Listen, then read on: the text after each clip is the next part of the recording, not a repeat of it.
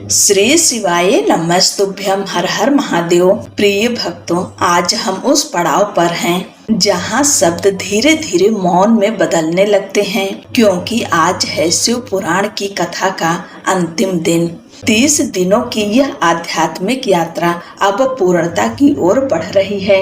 हर अध्याय में हमने केवल भगवान शिव को पढ़ा ही नहीं, बल्कि कभी उनके तांडव में ठहरे, कभी उनके मौन में खो गए, कभी उनकी करुणा से आंखें नम हुई, तो कभी उनके विराट स्वरूप के सामने नतमस्तक हो गए।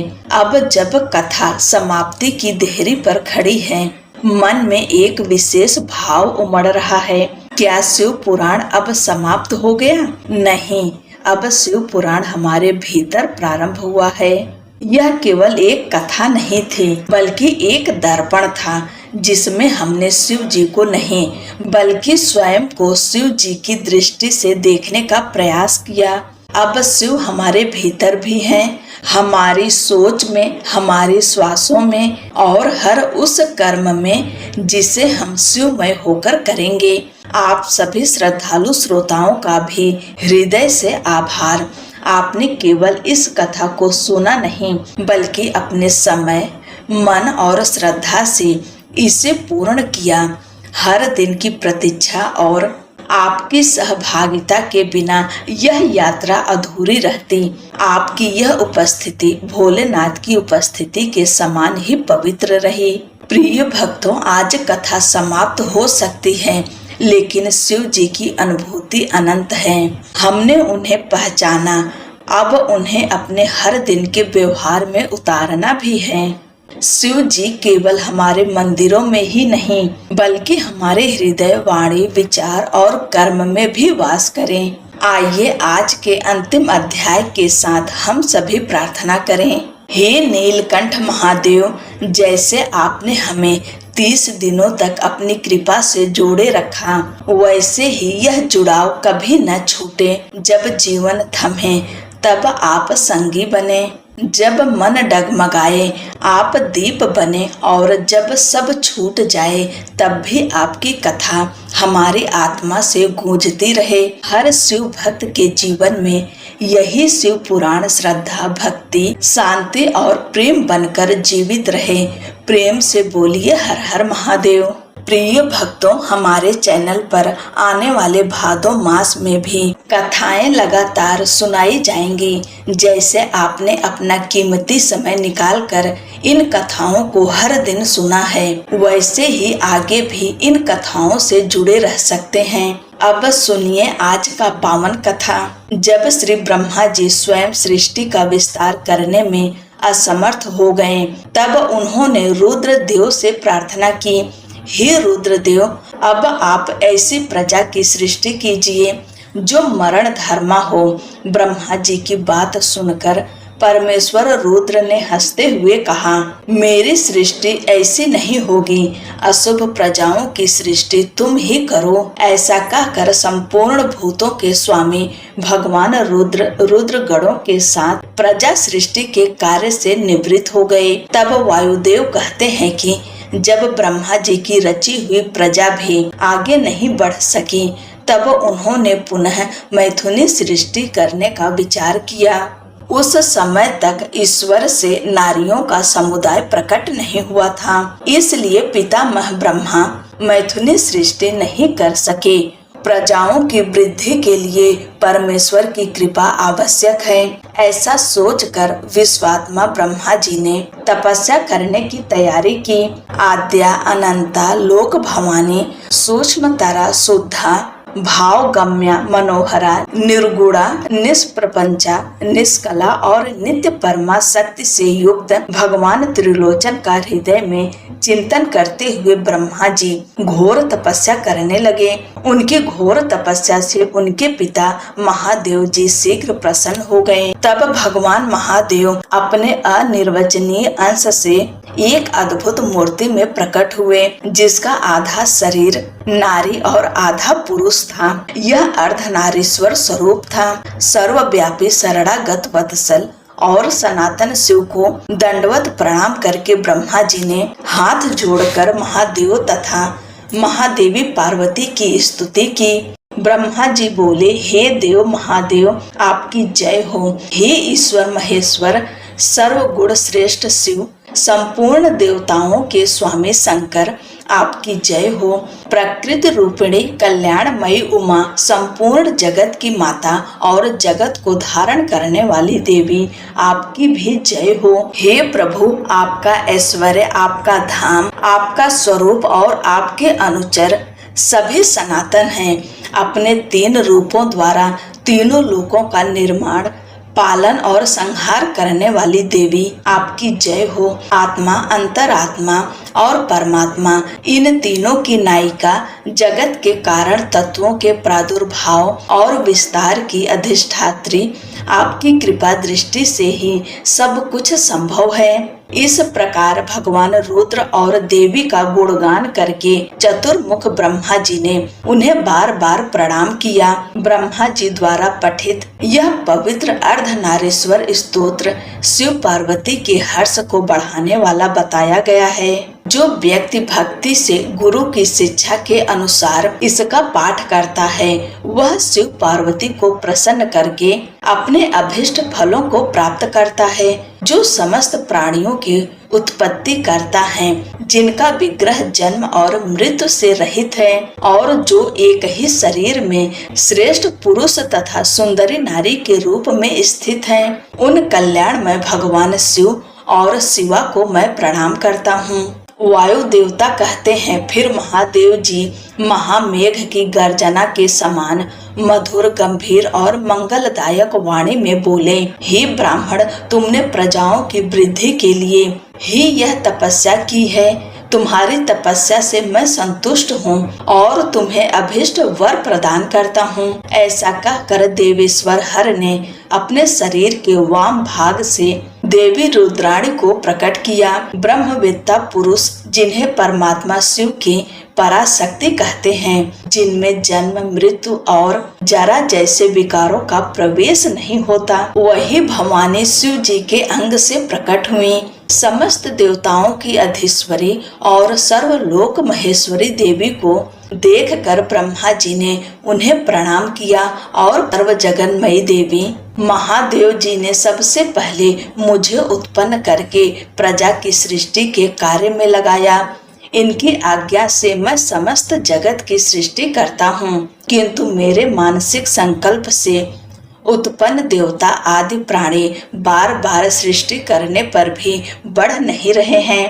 अब मैं मैथुनी सृष्टि के द्वारा अपनी प्रजा को बढ़ाना चाहता हूँ, लेकिन आपके प्रकट होने से पहले नारी कुल का अस्तित्व नहीं था, इसलिए नारी जाति की सृष्टि करने की शक्ति मुझ में नहीं है। संपूर्ण शक्तियों का आविर्भाव आपसे ही होता है। हे देवी, संसार के भय को दूर करने वाली, सर्वव्यापिनी और सबको शक्ति देने वाली, आपसे मेरी प्रार्थना है कि इस चराचर जगत की वृद्धि के लिए अपने एक अंश से मेरे पुत्र दक्ष की पुत्री के रूप में जन्म लें। ब्रह्मा जी की इस प्रार्थना पर देवी रुद्राणी ने अपनी भौहों के मध्य भाग से अपने ही समान तेजस्विनी एक शक्ति को प्रकट किया। उसे देखकर देवेश्वर हर ने हंसते हुए कहा, हे देवी, तुम तपस्या द्वारा ब्रह्मा जी की आराधना करके अब उनका मनोरथ पूर्ण करो। महादेव जी की आज्ञा को शिरोधार्य करके वह देवी ब्रह्मा जी की प्रार्थना के अनुसार प्रजापति दक्ष की पुत्री के रूप में प्रकट हुई। इस प्रकार ब्रह्मा जी को अनुपम शक्ति प्रदान करके देवी शिवा पुनः महादेव जी के शरीर में प्रविष्ट हो गईं और महादेव जी भी अंतर्ध्यान हो गए। तभी से जगत में स्त्री पुरुष के संयोग द्वारा प्रजा की सृष्टि का कार्य प्रारंभ हुआ और ब्रह्मा जी को भी संतोष प्राप्त हुआ। देवी से शक्ति के प्रादुर्भाव का यह पवित्र प्रसंग पुण्य की वृद्धि करने वाला बताया गया है। जो प्रतिदिन इस कथा का श्रद्धा पूर्वक कीर्तन करता है, उससे पुण्य की प्राप्ति होती है और वह शुभ लक्षणों से युक्त संतान प्राप्त करता है। वायुदेव कहते हैं, इस प्रकार महादेव जी से सनातन पराशक्ति को प्राप्त करके प्रजापति ब्रह्मा मैथुनी सृष्टि की इच्छा से स्वयं भी आधे शरीर से अद्भुत नारी और आधे शरीर से पुरुष हो गए। आधे शरीर से जो नारी उत्पन्न हुई थी वे ही सतरूपा के रूप में प्रकट हुई। ब्रह्मा जी ने अपने आधे पुरुष शरीर से विराट पुरुष को उत्पन्न किया जो स्वयंभू मनु कहलाए। देवी सतरूपा ने अत्यंत दुष्कर तपस्या करके तेजस्वी मनु को पति रूप में प्राप्त किया। इसके बाद मनु के वंश तथा दक्ष यज्ञ विंध्यवंश आदि के प्रसंग सुनाकर वायुदेव ने बताया कि भगवान शंकर ने दक्ष और देवताओं के अपराध भी क्षमा कर दिए। फिर ऋषियों ने पूछा, प्रभु अपने गणों और देवी के साथ अंतर्ध्यान होकर भगवान शिव कहाँ गए, कहाँ रहे और किस प्रकार अपनी लीला से विरत हुए। तब वायुदेव बोले, हे महर्षियों, पर्वतों में श्रेष्ठ सुंदर कंदराओं से सुशोभित परम रमणीय मद्रांचल पर्वत अपनी तपस्या के प्रभाव से देवाधिदेव महादेव का प्रिय निवास बना। उसने शिव और पार्वती को अपने शिखर पर धारण करने के लिए दीर्घ काल तक तप किया था और अंततः उनके चरणों के स्पर्श का परम सौभाग्य प्राप्त किया। उस पर्वत के सौंदर्य का वर्णन हजारों मुखों से भी करोड़ों वर्षों में पूरा नहीं किया जा सकता।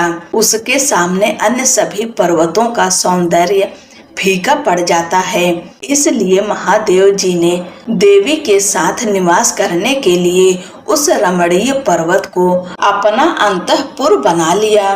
रैम्य आश्रम के समीप से अंबिका सहित भगवान त्रिलोचन अंतर्ध्यान होकर मंद्रांचल पहुँचे और वहाँ के दिव्य उद्यानों में देवी सहित रमण करने लगे। कुछ समय बाद ब्रह्मा जी की मैथुनी सृष्टि से प्रजा बढ़ने लगी। तभी शुंभ और निशुंभ नामक दो दैत्य उत्पन्न हुए। दोनों भाई थे। उनके तप से प्रसन्न होकर ब्रह्मा जी ने वर दिया कि संसार का कोई भी पुरुष उन्हें मार नहीं सकेगा।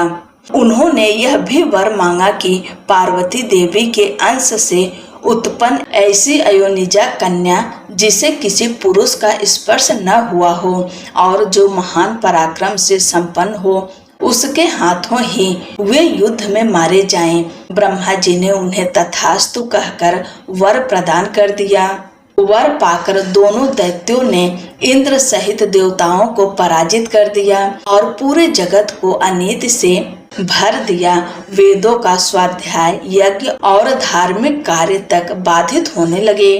तब ब्रह्मा जी ने देवेश्वर शिव से प्रार्थना की, हे प्रभु, आप किसी प्रकार देवी को क्रोधित कर उनकी निंदा करें और उनके रूप रंग पर ऐसी बात कहें जिससे उनके भीतर से काम भाव से रहित कुमारी स्वरूप प्रकट हो।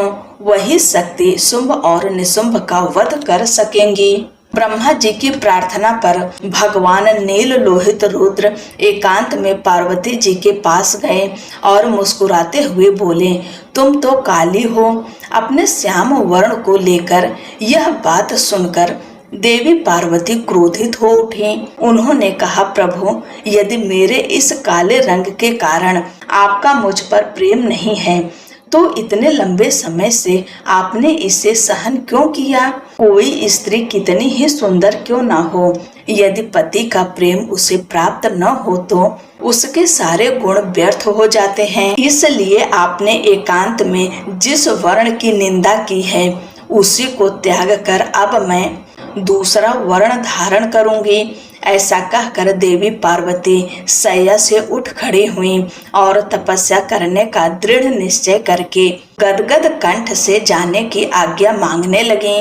देवी के प्रेम भंग से भयभीत होकर भूतनाथ भगवान शिव स्वयं भवानी को प्रणाम करते हुए बोले, प्रिय, मैंने यह बात केवल क्रीड़ा और विनोद के लिए कही थी। मेरे अभिप्राय को न समझकर तुम क्रोधित क्यों हो गई? यह तुम पर मेरा प्रेम नहीं होगा तो बताओ और किस पर होगा? तुम इस जगत की माता हो और मैं इसका पिता तथा अधिपति हूँ। इसलिए तुम पर मेरा प्रेम न होना संभव ही नहीं। हमारा प्रेम कामदेव की प्रेरणा से नहीं हुआ है। कामदेव की उत्पत्ति से पहले ही जगत की उत्पत्ति हो चुकी थी।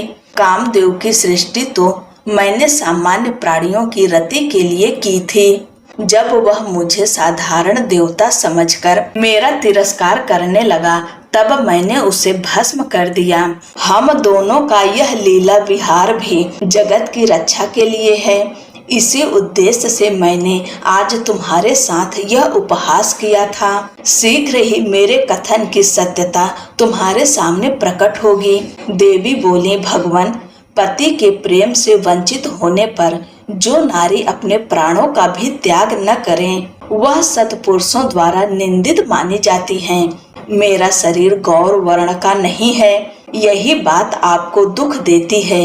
यदि ऐसा न होता तो परिहास में भी आप मुझे काली क्यों कहते?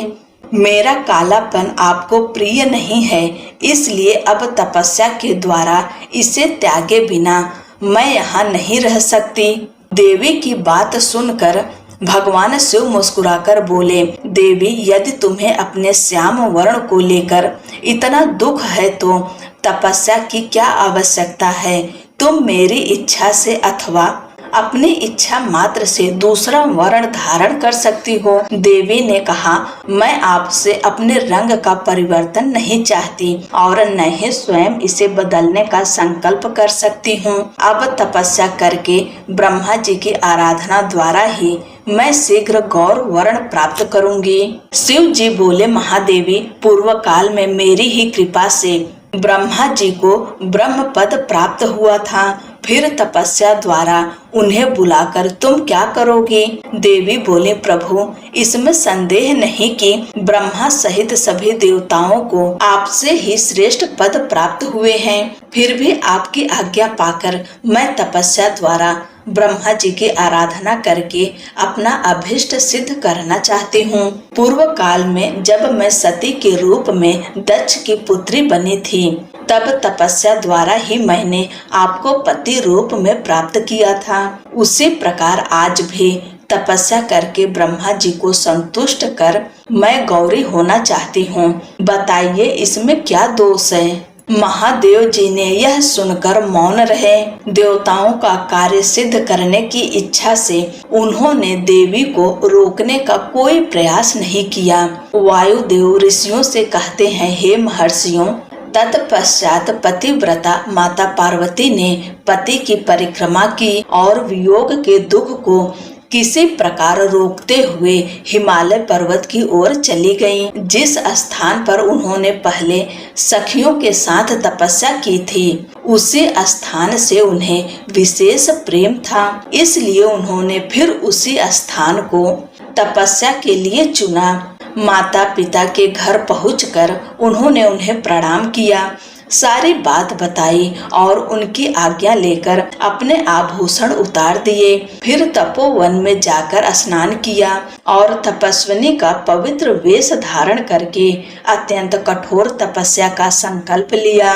वे मन ही मन सदा पति के चरणार बिंदों का चिंतन करती और एक क्षणिक लिंग बनाकर उसमें भगवान शिव का ध्यान करते हुए वन के फल फूल आदि से तीनों समय उनकी पूजा करती। उन्हें दृढ़ विश्वास था कि भगवान शंकर ही ब्रह्मा का रूप धारण करके उनकी तपस्या का फल प्रदान करेंगे। इस प्रकार बहुत समय तक तपस्या करने के बाद एक दिन उनके पास एक विशाल व्याघ्र आया।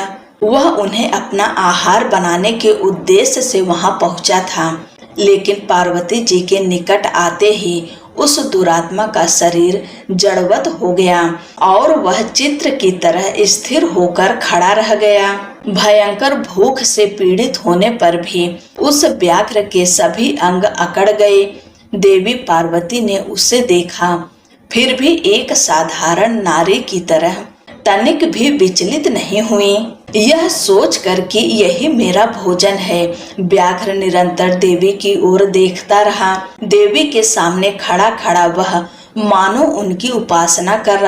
देवी के हृदय में भी यही भाव आया कि यह व्याघ्र मेरा उपासक है और दुष्ट वन्य जंतुओं से मेरी रक्षा करता है। यह सोचकर उन्होंने उस पर कृपा की। देवी की कृपा से उसके तीनों प्रकार के मल तत्काल नष्ट हो गए। उससे देवी के वास्तविक स्वरूप का बोध हुआ। उसकी भूख मिट गई और शरीर की जड़ता भी दूर हो गई। उसकी जन्मजात दुष्टता भी समाप्त हो गई और उसके भीतर निरंतर तृप्ति बनी रहने लगी। वह तत्काल देवी का भक्त बन गया और उनकी सेवा करने लगा। अब वह अन्य दुष्ट जंतुओं को तपोवन से दूर भगाते हुए देवी की रक्षा करता था। इधर देवी की तपस्या दिन प्रतिदिन और भी तीव्र होती गई। उधर शुंभ निशुंभ के अत्याचारों से दुखी देवता ब्रह्मा जी की शरण में पहुँचे और अपनी पीड़ा सुनाई। दोनों दैत्यों ने वरदान के घमंड में देवताओं को बहुत सताया था। यह सुनकर ब्रह्मा जी को उन पर दया आई। उन्होंने भगवान शंकर के साथ हुई पूर्व बातचीत को स्मरण किया और देवताओं के साथ देवी के तपोवन की ओर चले। वहां उन्होंने उत्तम तप में लीन परमेश्वरी पार्वती को देखा। ब्रह्मा जी ने जगत माता गिरिराज नंदिनी पार्वती को प्रणाम किया। देवी ने भी देवताओं के साथ आए ब्रह्मा जी का अर्घ आदि से सम्मान किया। ब्रह्मा जी अनजान बनकर पूछने लगे, देवी आप इतनी कठोर तपस्या के द्वारा किस अभिष्ट की सिद्धि चाहती हो? यद्यपि स्वयं ब्रह्मा जी ने ही महेश्वर को देवी को क्रोधित करने का उपाय बताया था, फिर भी वे बोले, हे देवी तपस्या के सभी फल तो आपके अधीन है। समस्त लोकों के स्वामी महेश्वर को पति रूप में पाकर आपने सब कुछ प्राप्त कर लिया है, अथवा यह सब आपका लीला विलास ही है। फिर आश्चर्य है कि आप इतने दिनों से महादेव जी के वियोग का कष्ट कैसे सह रही हैं? देवी बोली, हे ब्राह्मण, सृष्टि के आदि काल में जब महादेव जी से आपकी उत्पत्ति मानी जाती है, तब समस्त प्रजाओं में प्रथम होने के कारण आप मेरे ज्येष्ठ पुत्र के समान हैं। फिर प्रजा की वृद्धि के लिए आपके ललाट से भगवान शिव का प्रादुर्भाव हुआ, इसलिए आप मेरे पति के पिता और मेरे ससुर भी हैं। और जब मैं यह सोचती हूँ कि मेरे पिता गिरिराज हिमालय आपके पुत्र हैं, तब आप मेरे पितामह भी प्रतीत होते हैं। अतः अंतपुर में पति के साथ जो घटना हुई उसे मैं आपके सामने कैसे कह सकती हूँ? मेरे शरीर का यह कालापन ही मेरे लिए कष्ट का कारण है। मैं इसे सात्विक विधि से त्याग कर गौर वर्ण प्राप्त करना चाहती हूँ। ब्रह्मा जी बोले, देवी क्या केवल इसी उद्देश्य के लिए आपने इतनी कठोर तपस्या की? इसके लिए तो आपकी इच्छा मात्र ही पर्याप्त थी, अथवा यह भी आपकी लीला है? हे जगन माता, आपकी प्रत्येक लीला लोक हित के लिए होती है, इसलिए इस अवसर पर मेरे एक मनोरथ की भी सिद्धि कर दीजिए। शुंभ और निशुंभ नामक दो दैत्य हैं। मैंने उन्हें ऐसा वरदान दिया है कि उनका वध आपके ही हाथों से होगा। वरदान के घमंड में वे देवताओं को निरंतर पीड़ा दे रहे हैं, अतः अब विलंब उचित नहीं। आपके द्वारा जो शक्ति प्रकट होगी वही उन दोनों के लिए मृत्यु का कारण बनेगी। ब्रह्मा जी की प्रार्थना पर गिरिराज कुमारी पार्वती ने सहसा अपनी काली त्वचा का आवरण उतार दिया और गौर वर्ण की हो गईं। उनके द्वारा त्यागे गए उस त्वचा कोश से एक अद्भुत शक्ति प्रकट हुई, जिसका नाम कौशिकी हुआ। वह कृष्ण वर्ण की अत्यंत तेजस्विनी और महामयी शक्ति थी, जिसे योग निद्रा तथा वैष्णवी भी कहा गया। उस देवी की 8 भुजाएं थीं। उन्होंने शंख चक्र त्रिशूल आदि अनेक आयुध धारण किए हुए थे। वे त्रिनेत्रधारी थीं और मस्तक पर अर्धचंद्र का मुकुट सुशोभित था।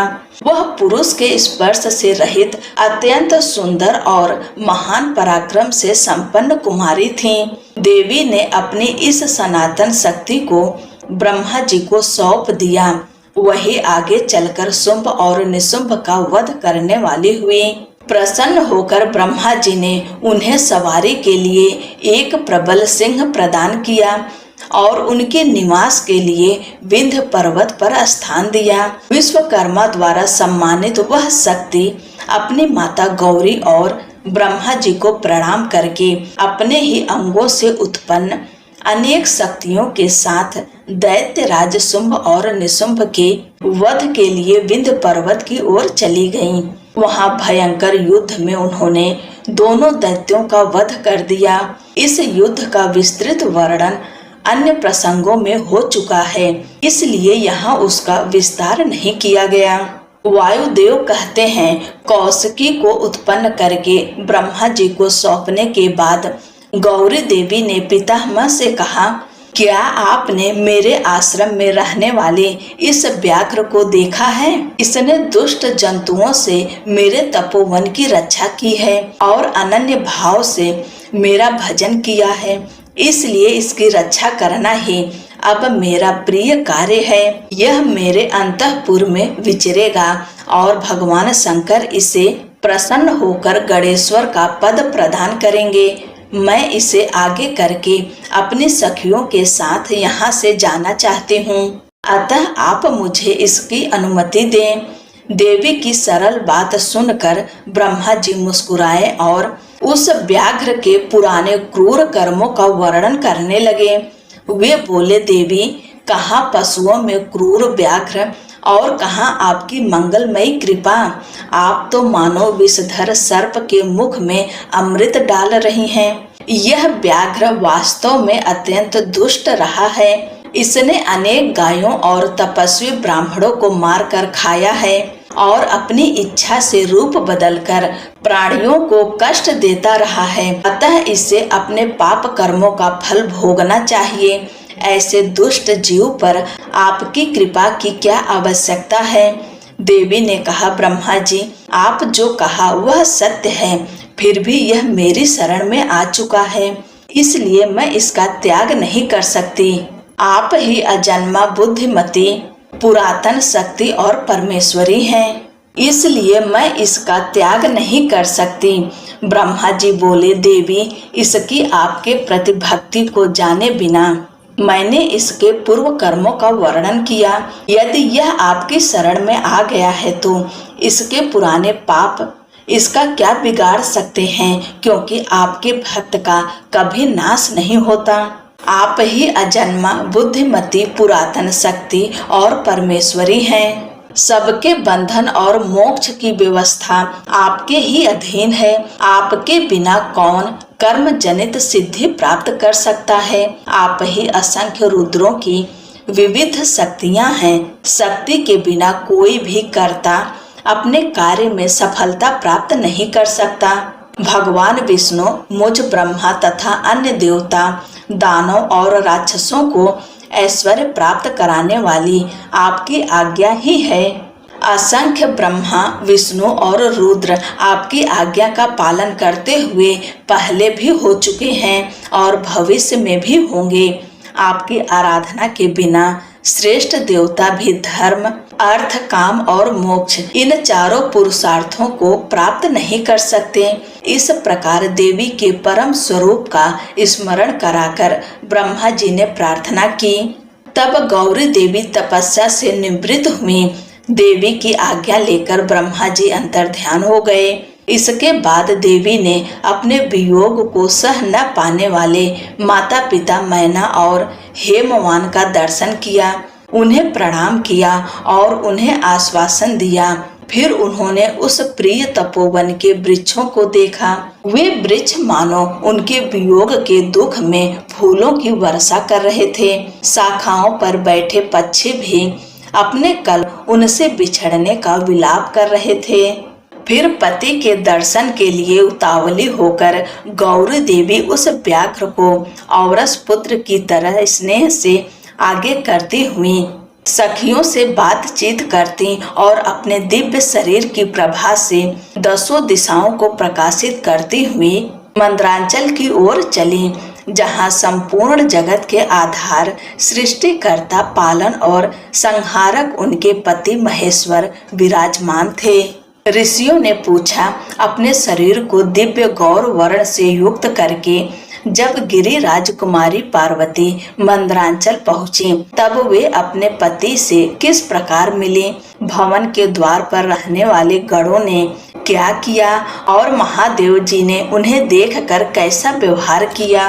वायुदेव बोले, हे महर्षियों, प्रेम के उस परम रस का वर्णन करना असंभव है जिसके द्वारा अनुरागी हृदय एक दूसरे की ओर खिंच जाते हैं। द्वारपाल भी देवी के आगमन की उतावली से प्रतीक्षा कर रहे थे और स्वयं महादेव भी उनके आने के लिए अत्यंत उत्सुक थे।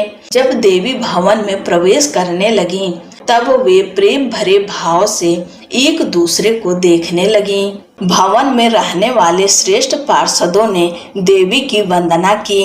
देवी ने भी विनम्र वाणी से भगवान त्रिलोचन को प्रणाम किया। वे अभी उठ भी नहीं पाई थीं कि परमेश्वर ने दोनों हाथों से उन्हें उठाकर आनंद पूर्वक हृदय से लगा लिया। मंद मंद मुस्कुराते हुए वे एकटक उनके मुख चंद्र को निहारने लगे। महादेव ने बातचीत आरंभ करते हुए कहा, हे सर्वांग सुंदरी प्रिय, क्या तुम्हारी वह मनोदशा अब दूर हो गई जिसके कारण तुम्हारे क्रोध के समय मुझे तुम्हें मनाने का कोई उपाय नहीं सूझता था?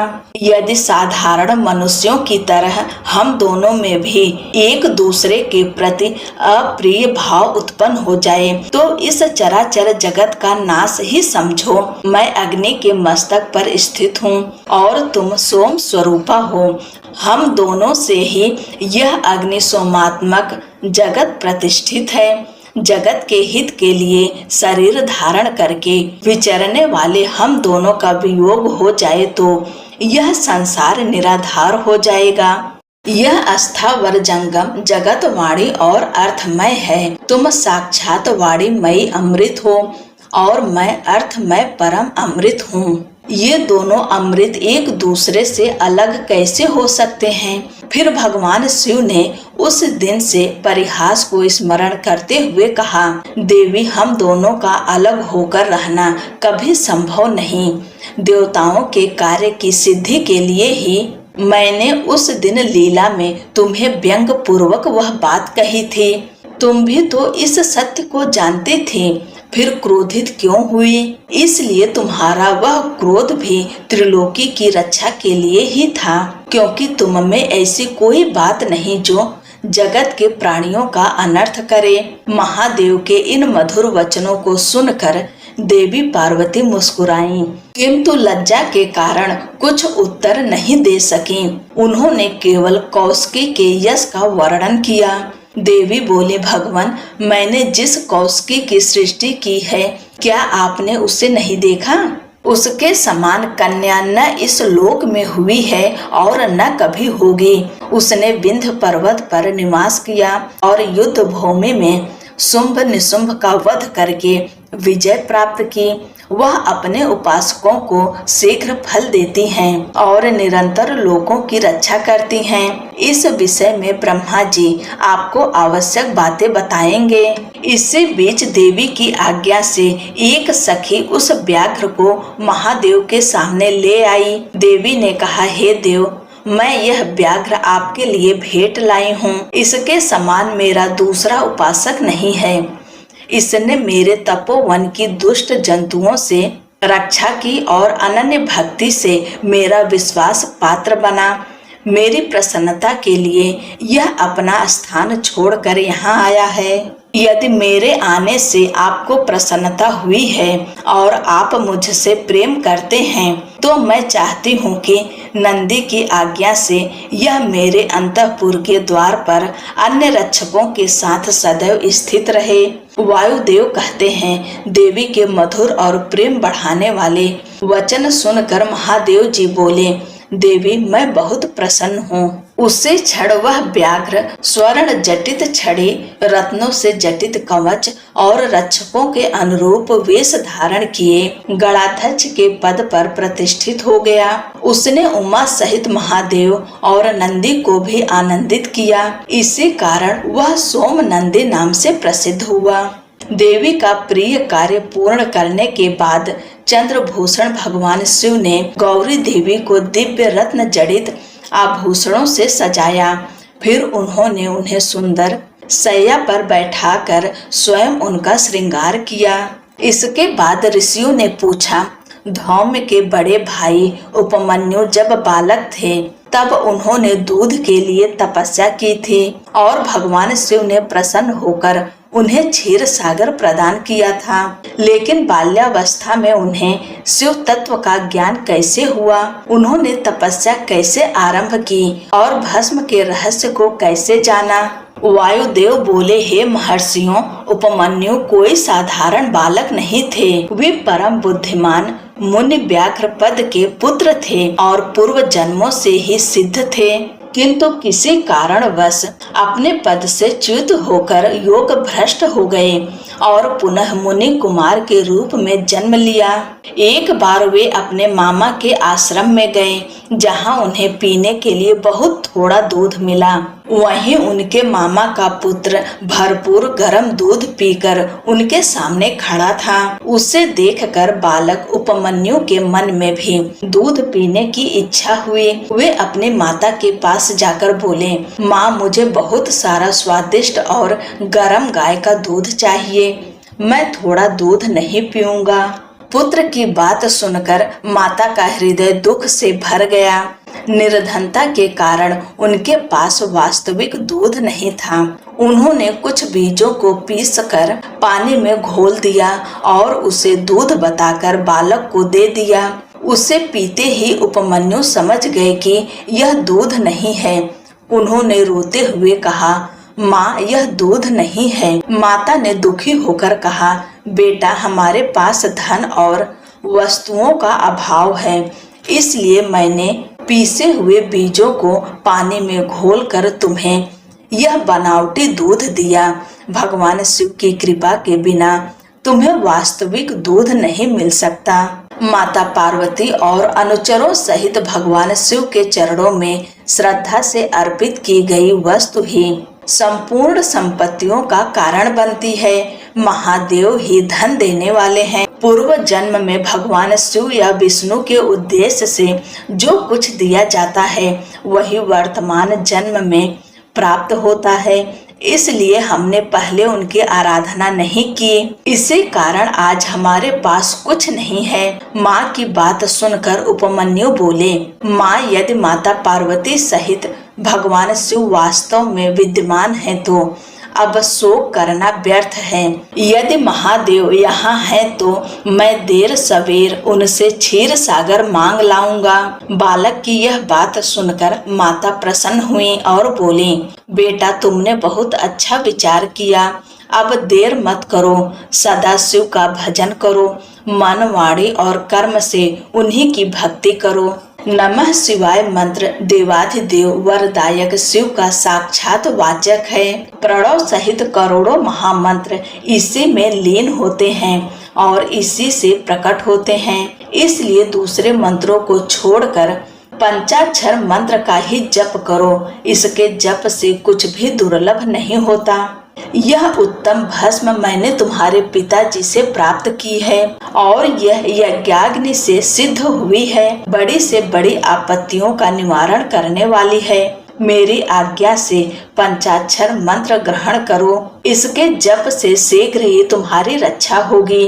माता की आज्ञा लेकर उपमन्यु ने उनके चरणों में प्रणाम किया और तपस्या के लिए प्रस्थान किया। हिमालय के एक शिखर पर जाकर वे एकाग्रचित होकर केवल वायु का सेवन करने लगे। उन्होंने 8 ईंटों का एक छोटा मंदिर बनाया और उसमें मिट्टी के शिवलिंग की स्थापना की।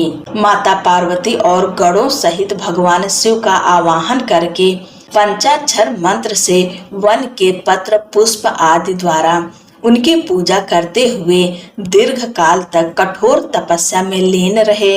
उनकी तपस्या देखकर कुछ पिशाच भाव प्राप्त मुनियों ने अपने राक्षसी स्वभाव से उन्हें सताना और तपस्या में विघ्न डालना शुरू किया, किंतु उपमन्यु विचलित नहीं हुए और लगातार नमः शिवाय का उच्चारण करते रहे। यह सुनकर वे मुनि भी उन्हें सताना छोड़कर उनकी सेवा करने लगे। उपमन्यु की तपस्या से संपूर्ण चराचर जगत प्रदीप्त और संतप्त हो उठा। तब भगवान विष्णु के अनुरोध पर भगवान शिव ने पहले इंद्र का रूप धारण करने का विचार किया। इंद्र का रूप धारण किए उमा सहित भगवान सदाशिव देवताओं और सिद्धों के साथ उपमन्यु के तपोवन की ओर चल पड़े। इंद्र का रूप धारण किए उमा सहित भगवान सदाशिव जब उपमन्यु के आश्रम पहुँचे तो मुनि श्रेष्ठ उपमन्यु ने मस्तक झुकाकर उन्हें प्रणाम किया और कहा, हे देवेश्वर जगन्नाथ, आपके यहाँ पधारने से मेरा आश्रम पवित्र हो गया।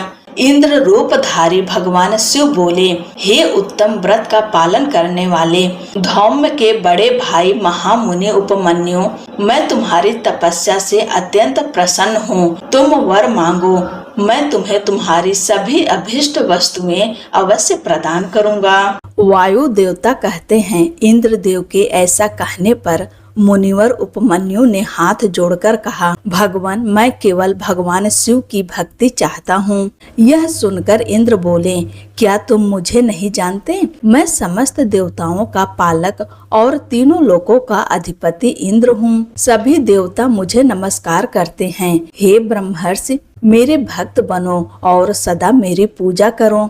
मैं तुम्हें सब कुछ दूंगा, बस उस निर्गुण रुद्र को त्याग दो। उस रुद्र से तुम्हारा कौन सा कार्य सिद्ध होगा जो देवताओं की पंक्ति से बाहर होकर पिशाच भाव को प्राप्त हो गया है। वायु देवता कहते हैं, इंद्र की यह बात सुनकर पंचाक्षर मंत्र का जप करते हुए मुनि उपमन्यु समझ गए कि इंद्र उनकी धर्म निष्ठा में बाधा डालने आए हैं। उन्होंने कहा, यद्यपि तुम भगवान शिव की निंदा कर रहे हो, फिर भी उनकी निर्गुणता बताकर तुमने स्वयं ही उनका महत्व स्पष्ट कर दिया है। तुम नहीं जानते कि भगवान रुद्र सभी देवेश्वरों के भी ईश्वर हैं, ब्रह्मा और विष्णु के भी जनक हैं और प्रकृति से परे हैं।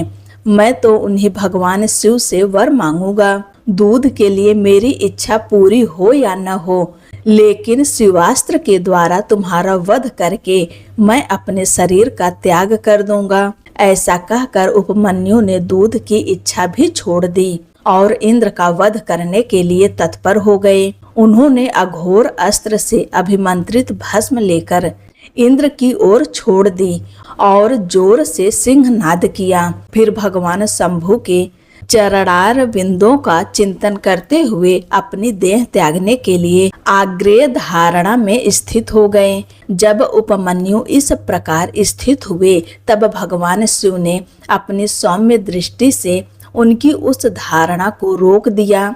उनके द्वारा छोड़े गए अघोरास्त्र को नंदीश्वर की आज्ञा से नंदी ने बीच में ही पकड़ लिया। इसके बाद परमेश्वर भगवान शिव ने बालेंदु शेखर रूप धारण कर उपमन्यु को दर्शन दिए। उन्होंने उन्हें दूध, मधु, दही, शहद, अन्न, फलों के रस और भक्ष्य भोजन पदार्थों के विशाल समुद्र तथा अनेक प्रकार की समृद्धि का दर्शन कराया। देवी पार्वती के साथ महादेव वृषभ पर आरूढ़ दिखाई दिए। वे अपने गढ़ों और त्रिशूल आदि दिव्यास्त्रों से घिरे हुए थे। देवलोक में दुंदुभियां बजने लगी और आकाश से पुष्पों की वर्षा होने लगी। विष्णु, ब्रह्मा और इंद्र आदि देवताओं से 10 दिशाएं आच्छादित हो गई। उस समय उपमन्यु आनंद के सागर में डूब गए। भक्ति और विनम्रता से वे पृथ्वी पर दंडवत लेट गए। भगवान शिव मुस्कुराते हुए बोले, यहाँ आओ, यहाँ आओ। उन्हें अनेक वरदान दिए। भगवान शिव बोले, वत्स, तुम अपने भाई बंधुओं के साथ सदा इच्छा अनुसार भक्ष्य भोज्य पदार्थों का सेवन करो और दुखों से मुक्त होकर सुखी रहो। तुम्हारे हृदय में मेरे प्रति भक्ति सदा बनी रहे। हे महाभाग, यह पार्वती देवी तुम्हारी माता हैं। आज से मैंने तुम्हें अपना पुत्र बना लिया है और तुम्हें क्षीर सागर प्रदान किया है। केवल दूध ही नहीं, मधु, दही, अन्न, घी, भात और फलों के रस के समुद्र भी तुम्हें प्रदान किए हैं। ये सभी समृद्धियां तुम्हें समर्पित है। महादेव आगे बोले, आज से मैं तुम्हारा पिता और जगदम्बा उमा तुम्हारी माता हैं। मैंने तुम्हें अमरत्व और गणपति का सनातन पद प्रदान किया है। अब तुम्हारे मन में जो भी इच्छा हो प्रसन्न होकर वर के रूप में मांग लो। मैं तुमसे संतुष्ट हूँ, इसलिए तुम्हारी सभी इच्छाएं पूरी करूँगा। ऐसा कहकर भगवान शिव ने उपमन्यु को दोनों हाथों से पकड़कर अपने हृदय से लगा लिया। देवी पार्वती की गोद में देते हुए कहा, देवी यह तुम्हारा पुत्र है। देवी पार्वती ने भी कार्तिकेय की तरह प्रेम पूर्वक उनके मस्तक पर अपना कर कमल रखा और उन्हें अविनाशी कुमार पद प्रदान किया। क्षीर सागर ने भी साकार रूप धारण करके उपमन्यु को स्वादिष्ट और अमरत्व प्रदान करने वाला दूध अर्पित किया। देवी पार्वती ने प्रसन्न होकर उन्हें योग जनित ऐश्वर्य, सदा संतोष, ब्रह्म विद्या और उत्तम समृद्धि प्रदान की। उनके तपोमय तेज से प्रसन्न होकर भगवान शंभु ने उन्हें पाशुपत व्रत, पाशुपत ज्ञान और तात्विक व्रत के प्रवचन की परम कुशलता सहित अनेक दिव्य वरदान दिए। शिव और माता शिवा से दिव्य वर तथा नित्य कुमारत्व पाकर उपमन्यु अत्यंत प्रसन्न हुए। फिर हाथ जोड़कर उन्होंने महादेव से कहा, हे देवेश्वर, हे परमेश्वर, मुझ पर प्रसन्न होइए और मुझे अपनी परम दिव्य एवं अभ्यविचारिणी भक्ति प्रदान कीजिए।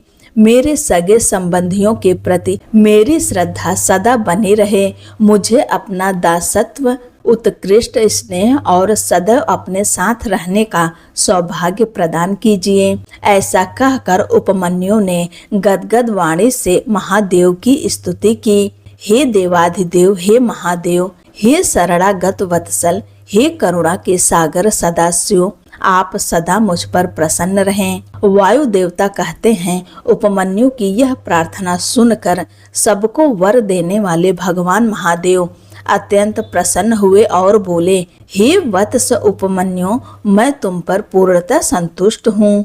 भगवान शिव बोले, इसलिए मैंने तुम्हें सब कुछ दे दिया है। हे ब्रह्मर्षि, तुम मेरे दृढ़ भक्त हो, क्योंकि इस विषय में मैंने तुम्हारी परीक्षा ली है।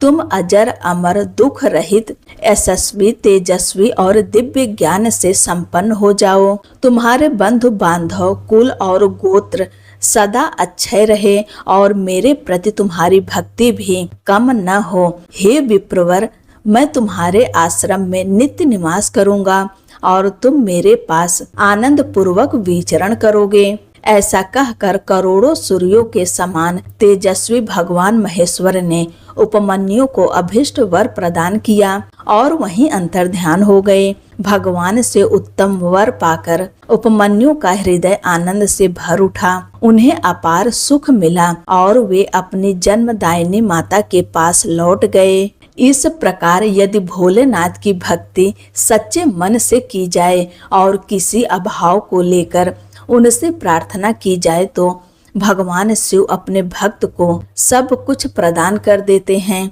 हालांकि वे अपने भक्त की भक्ति, तपस्या और विश्वास की परीक्षा अवश्य लेते हैं। जब भक्ति इस परीक्षा में सफल हो जाता है तब भगवान उसकी सभी इच्छाएं पूर्ण कर देते हैं। बालक उपमन्यु दूध के लिए तरसते थे, लेकिन भगवान शिव ने उन्हें वरदान में क्षीर सागर सहित दूध, दही और घी के समुद्र प्रदान कर दिए।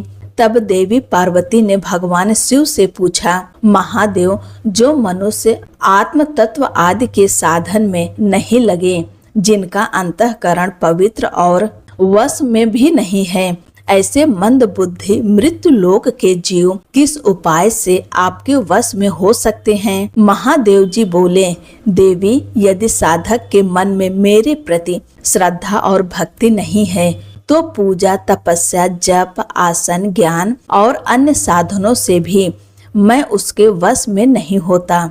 लेकिन यदि मनुष्य के हृदय में मेरे प्रति सच्ची श्रद्धा हो तो वह जिस भी भाव से मुझे पुकारता है मैं उसके वश में हो जाता हूँ। तब वह मेरा दर्शन, स्पर्श और मेरे साथ संवाद तक कर सकता है। इसलिए जो मुझे प्रसन्न करना चाहता है उसके हृदय में सबसे पहले मेरे प्रति श्रद्धा होनी चाहिए। श्री सूत जी महाराज कहते हैं, इस प्रकार क्रोध पर विजय पाने वाले उपमन्यु से यदुवंश के आनंद स्वरूप श्री कृष्ण ने जो ज्ञान योग प्राप्त किया था उसका उद्देश्य उन मुनियों को देकर आत्मदर्शी वायुदेव सायंकाल आकाश में अंतर्ध्यान हो गए। प्रातः काल नैमिषारण्य के सभी तपस्वी मुनि सत्र की समाप्ति पर अवभृत स्नान के लिए तैयार हुए। उसी समय ब्रह्मा जी के आदेश से स्वयं सरस्वती देवी स्वादिष्ट जल से भरे समुद्र नदी के रूप में वहां प्रवाहित होने लगीं। सरस्वती नदी को देखकर मुनि अत्यंत प्रसन्न हुए। उन्होंने उसमें स्नान किया, देवताओं आदि का तर्पण किया और पूर्व की घटनाओं का स्मरण करते हुए वाराणसी की ओर प्रस्थान किया। मार्ग में उन्होंने हिमालय से निकलकर दक्षिण दिशा में बहने वाली भागीरथी के दर्शन किए और उसमें स्नान कर गंगा के किनारे किनारे आगे बढ़ते हुए वाराणसी पहुँचे। वहां उत्तर वाहिनी गंगा में स्नान करके उन्होंने अविमुक्तेश्वर लिंग का विधि पूर्वक दर्शन और पूजन किया। पूजन के बाद जब वे वहां से चलने लगे तब उन्होंने आकाश में एक दिव्य और अद्भुत प्रकाश देखा जो करोड़ों सूर्यों के समान तेजस्वी था और जिसकी प्रभा से प्रकाशित हो गया था। तभी भस्म धारण किए हुए सैकड़ों सिद्ध पाशुपत मुनि उस दिव्य तेज के समीप जाकर उसमें लीन हो गए। उनके लीन होते ही वह तेज भी अदृश्य हो गया। यह अद्भुत घटना देखकर नैमिषारण्य के महर्षि आश्चर्यचकित रह गए और इस रहस्य को समझ न पाने के कारण ब्रह्मवन की ओर चले गए। उनके वहां पहुंचने से पहले ही लोक पावन पवन देव वहां पहुंच गए।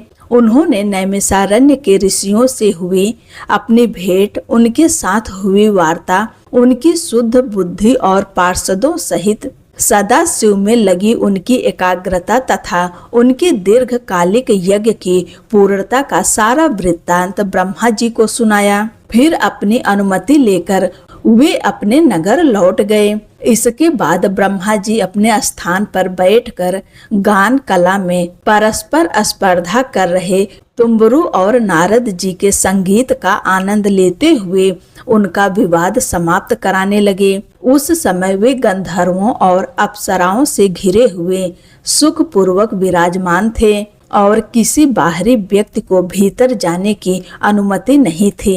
इसलिए जब नैमिषारण्य के मुनि वहां पहुंचे तो द्वारपालों ने उन्हें द्वार पर ही रोक दिया। वे मुनि ब्रह्म भवन के बाहर एक ओर बैठ गए। उधर संगीत सभा में नारद जी ने तुम्बरु की समानता प्राप्त कर ली। तब ब्रह्मा जी ने उन्हें तुम्बरु के साथ रहने की आज्ञा दी और दोनों ने अपनी पारस्परिक स्पर्धा त्याग कर मित्रता कर ली। इसके बाद गंधर्वों और अप्सराओं से घिरे नारद जी तुम्बरु के साथ नकुलेश्वर महादेव को वीणा का गान सुनाकर प्रसन्न करने के लिए ब्रह्म भवन से बाहर निकले।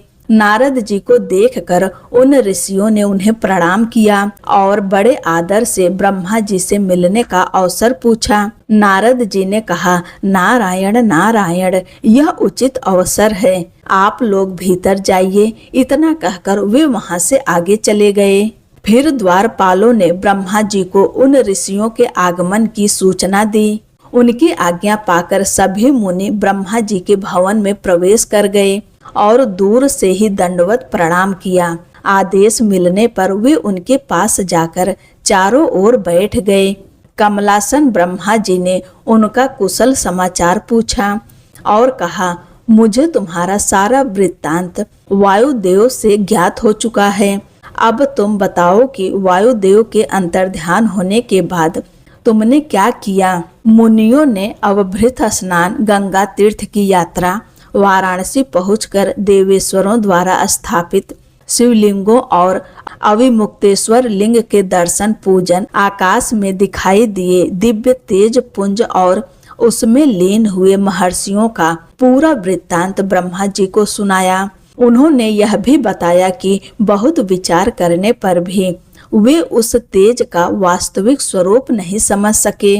मुनियों की बात सुनकर ब्रह्मा जी ने गंभीर स्वर में कहा, महर्षियों, तुम्हें शीघ्र ही परम उत्तम पारलौकिक सिद्धि प्राप्त होने वाली है।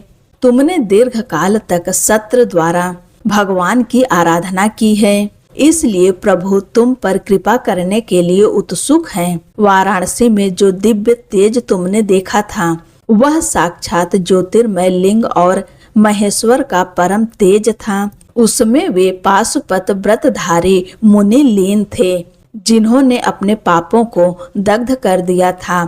वे उस तेज में लीन होकर मुक्त हो गए और इसी मार्ग से तुम्हें भी शीघ्र मुक्ति प्राप्त होगी। ब्रह्मा जी ने आगे कहा, अब तुम मेरु पर्वत के दक्षिण शिखर पर जाओ, जहाँ मेरे पुत्र सनत कुमार निवास करते हैं। वे वहाँ साक्षात भूतनाथ नंदी के आगमन की प्रतीक्षा कर रहे हैं।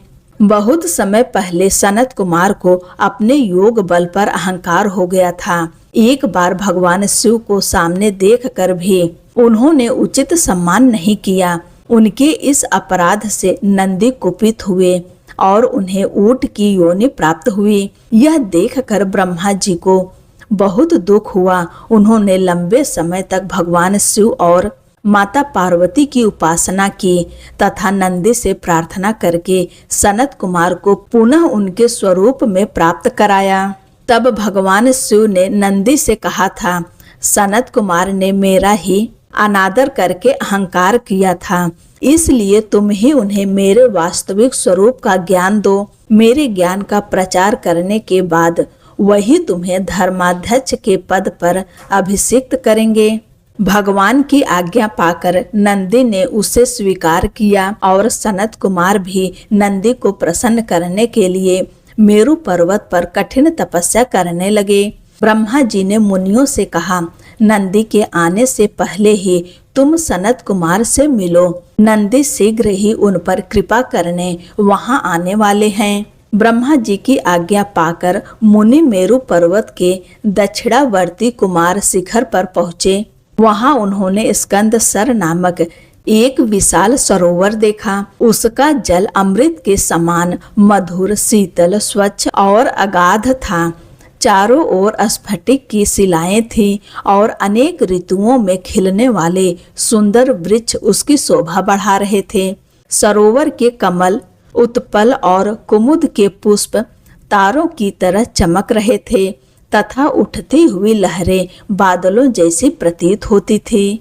सुंदर घाटों और सीढ़ियों से युक्त उस सरोवर में अनेक मुनि स्नान करते थे। कोई सूर्य को अर्घ देता, कोई देव पूजन के लिए जल और पुष्प ले जाता और कोई वेदी पर बैठकर पूजन करता था। चारों ओर तिल, अक्षत और पुष्पों से किए गए पूजन के चिन्ह दिखाई देते थे। सरोवर के उत्तर तट पर एक कल्प वृक्ष के नीचे हीरे की शिला से बनी वेदी पर मृग चर्म बिछा हुआ था। उसी पर बाल रूप धारी सनत कुमार विराजमान थे। वे अपनी अविचल समाधि से अभी अभी उठे थे और अनेक ऋषि मुनि उनकी सेवा में उपस्थित थे। नैमिषारण्य के मुनियों ने सनत कुमार के दर्शन किए, उनके चरणों में प्रणाम किया और उनके समीप बैठ गए। जैसे ही उन्होंने अपने आगमन का कारण बताना शुरू किया, उसी समय आकाश में दुंदुभियों का भयंकर नाद सुनाई दिया। आकाश में सूर्य के समान तेजस्वी एक दिव्य विमान दिखाई दिया, जो असंख्य गणेश्वरों से घिरा हुआ था। उसमें अप्सराएं और रुद्र कन्याएं भी थीं। मृदंग, ढोल और वीणा की ध्वनि चारों ओर गूंज रही थी। विमान पर रत्न जड़ित चंदोवा और मोतियों की लड़ियां उसकी शोभा बढ़ा रही थी। अनेक मुनि सिद्ध गंधर्व यक्ष चारण और किन्नर नाचते गाते हुए उसके साथ चल रहे थे।